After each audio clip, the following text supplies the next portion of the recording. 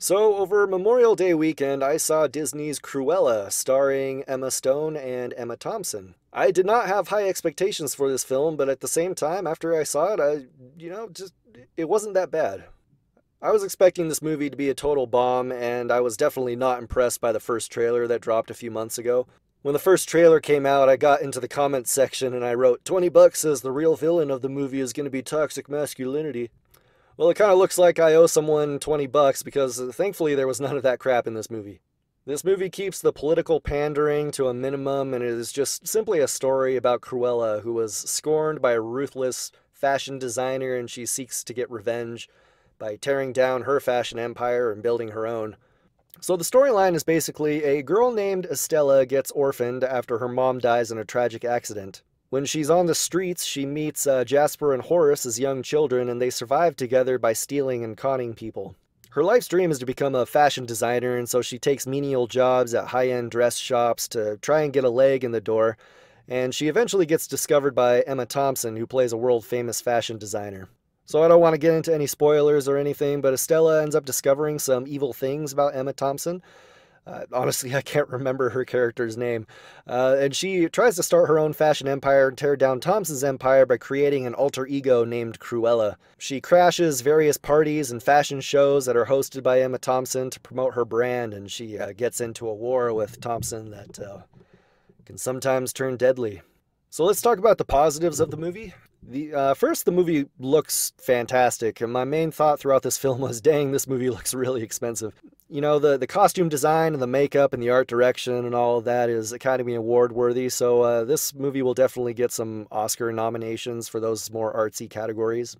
Emma Stone does a very good job portraying a likable anti-hero. I mean, she looks great in her costumes, and she is just, charming as usual. I guess my only problem with her is that she is just way too likable to be playing someone as evil as Cruella, and she doesn't seem to earn her name Cruella. I was also pleasantly surprised at how they portrayed the male characters as well. I hinted at this before, but many of the recent girl power films have portrayed all the men in the movies as, dishonest, bumbling idiots who need to get their butts handed to them by, strong, virtuous women who are just so much smarter than they are. And thankfully, this movie had very little, if not any of that. I guess the only hint of that is when Cruella shows up to an Emma Thompson party uninvited as her alter ego, Cruella. And she gets accosted by several bodyguards that are like, 6'5" men, 220 pounds of weight. And she ends up beating them up with her cane, and it just seems really preposterous. And there's no setup for us to believe that she's capable of beating up, guys of this size. Maybe if they showed a brief clip of her growing up and learning how to fight or something, like maybe it would feel a little more justified. But yeah, that just felt really out of place. But other than that, they kept the all men are trash narrative to a minimum. Jasper and Horace provide some comedic relief, and they're also pretty likable, which is, again, it's kind of a far cry from their cartoon characters. Because if you remember, I mean, their cartoon characters debate about who gets to pop them off and who gets to do the skinning in the 101 Dalmatians movie. So yeah, like in this movie, they're portrayed as being actually good at their jobs as con artists and thieves, and they're competent. And they actually have a genuine friendship with Cruella, and they're genuinely trying to support her even as she begins to delve deeper into her nasty alter ego. Now, I do have some complaints about the film. First, most other film reviewers have already mentioned this, but I feel like the movie is just way too long. It's about 2 hours and 10 minutes, and, I just really would have enjoyed this movie a lot more if they chopped off a half hour. I don't know, they had a lot of scenes in there that just felt kind of unnecessary, and the beginning of the film felt really long when they're just trying to set up the story of her meeting Emma Thompson and starting her career. Like, that just took forever, and they could have really cut portions of that down. Another thing that bugged me is that they did that Suicide Squad thing where they bombard the audience with just so many pop remixes of classic 60s and 70s songs, and the music keeps changing every 15 to 30 seconds. They do that thing where Emma Stone will be narrating a scene for a few minutes, and then she'll say something menacing. I can't remember exactly what she says, but she'll say something like, "It's good to be bad," or something. And then there will be this loud hip-hop, "Woo!" And then they cut to a montage of them trying to pull off a heist or do some kind of a con. Well, someone does a funky Beatles cover song, then the music will stop and they'll have some dialogue, and then she'll say something else, and then again the drums will start coming in like boom, da boom, da boom, and then it'll cut to another montage, and they start playing another like pop remix song, and it's just I don't know. For me, that just got really tiresome. And again, this took place over like the first hour of the movie, and the first hour of the movie kind of felt like an extended movie trailer.